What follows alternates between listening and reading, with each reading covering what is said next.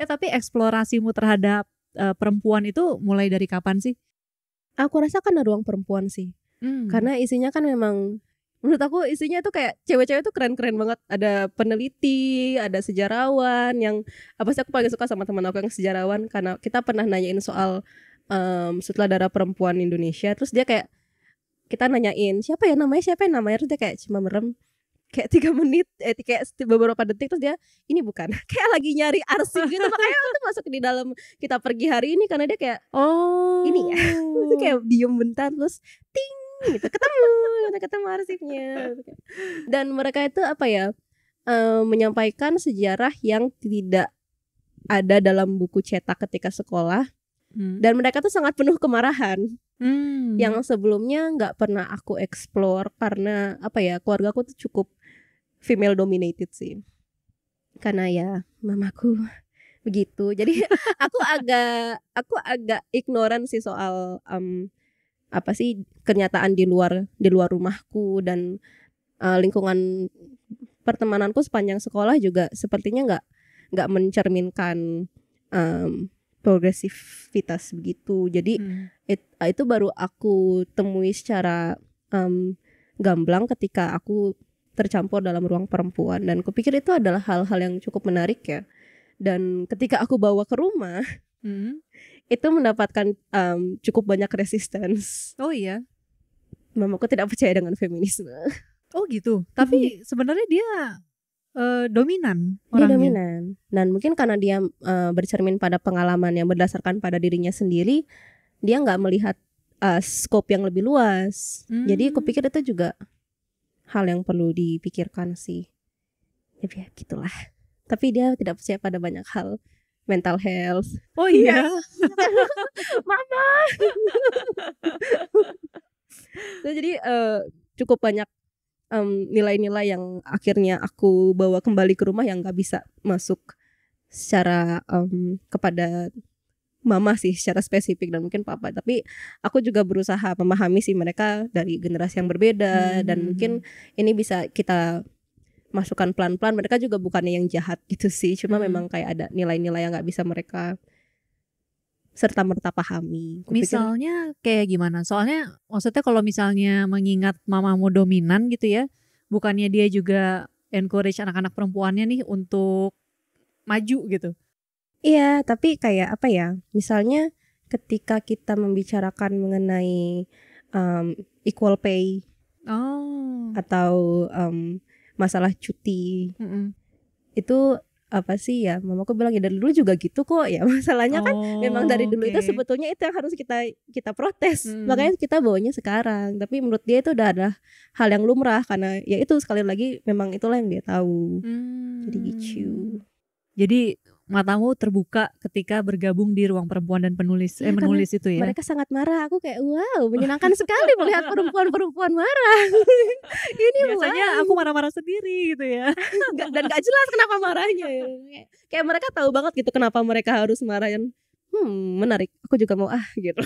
Oke. Iya sih, soalnya aku juga ngerasa makin kesini kan memang kamu makin banyak membicarakan soal perempuan ya di dalam buku-bukunya. Iya, dan itu aku itu adalah hal yang baru aku explore karena aku baru terekspos dengan isu-isu yang harus diadres. Jadi ini juga aku masih memproses apa yang terjadi dan apa yang aku pertanyakan.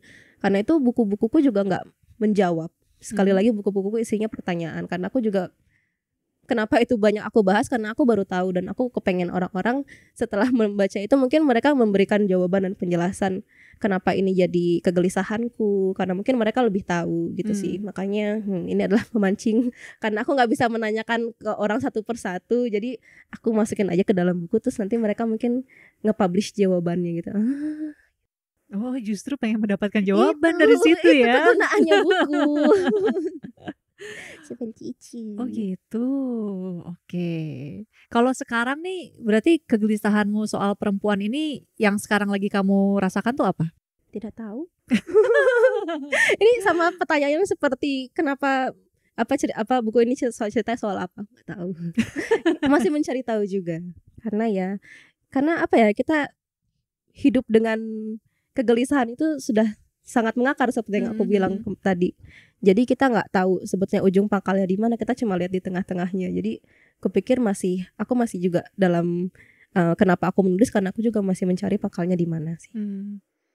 Kalau misalnya nginget-nginget dari selama ini kamu dibesarkan gitu ya, terus ketika habis itu terbuka nih lewat si ruang perempuan dan menulis itu, ruang perempuan dan penulis atau dan menulis? Ruang perempuan dan tulisan. Salah ya. Ruang perempuan dan tulisan. Kalau ini kuis kamu sudah gagal. Nah itu apa yang akhirnya mengubah perspektif? Karena Isyana. Jadi Isyana itu membuat riset mengenai Suwarsih Joyo Puspito. Dia itu banyak membahas mengenai konsep-konsep kemerdekaan perempuan secara esensi. Aku nggak begitu bisa menyampaikannya dengan benar sih. Kalian harus nonton presentasi Isyana. Nontonnya di mana? Kayaknya masih ada di YouTube deh, atau di Facebooknya RPDT. Nanti aku tanya. Tapi aku pasti lupa meskipun aku udah bilang di sini. Tapi selain aku suka banget ketika Isyana menyampaikan presentasinya itu, karena dia itu sangat passionate gitu loh. Jadi aku kayak agak moved ketika mendengar Isyana bercerita. Dan selain dia juga ketika membahas mengenai Rukiah Kertapati itu, yang bahas itu Gio, aku lupa nama dia siapa, maaf ya Gio. Dia itu membicarakan mengenai betapa si Rukiah ini karyanya dianggap, aku agak mix, mungkin agak kecampur ya Rukiah sama Suwarsih. Dikatakan bahwa tulisannya itu tidak relevan terhadap sejarah, karena dia menulis mengenai kehidupan domestik. Terus mereka menyampaikan bahwa sebetulnya dalam menyampaikan keseharian masyarakat di masa perang itu, kita belajar banyak mengenai bagaimana perang itu affecting manusia secara individu, secara dalam bermasyarakat, bukan hanya dari lensa kejadian-kejadian besar aja, tapi bagaimana itu mengenai kita secara pribadi. Dan kupikir itu adalah sebuah perspektif yang sangat indah ya, karena kita di sini nggak semuanya merupakan bagian dari pergerakan besar gitu, dan pasti orang-orang di luar pergerakan itu pun ikut nggak ikut akan tetap kena dampak. Dan kupikir itu adalah hal yang worth learning gitu loh. Jadi kupikir itu mereka memberikan aku kesempatan untuk menemukan bahwa ada perspektif lain yang mungkin buat orang kecil tapi sebetulnya dampaknya besar banget. Dan sebenarnya kan ya di balik perang yang maksudnya kejadian-kejadian besar itu ya, itu memang kan di baliknya kan ada banyak banget peristiwa kecil ya yang mungkin kita nggak tahu kan. Aku juga ngerasa memang kalau tulisan-tulisan perempuan tuh tadi dibilang lebih banyak membahas hal-hal yang domestik gitu ya. Tapi justru menariknya di situ sih justru. Karena sebetulnya itu kayak memberikan jaringan kejadian yang sebetulnya semua orang juga kurang lebih pernah gitu. Jadi itu kayak merepresentasikan kita secara general kalau menurutku Mas, sebetulnya dibandingkan dengan ketika membahas kejadian-kejadian besar yang sebetulnya sangat spesifik. Oke, jadi ini kedepannya tertekan. minum. Saya tidak bisa.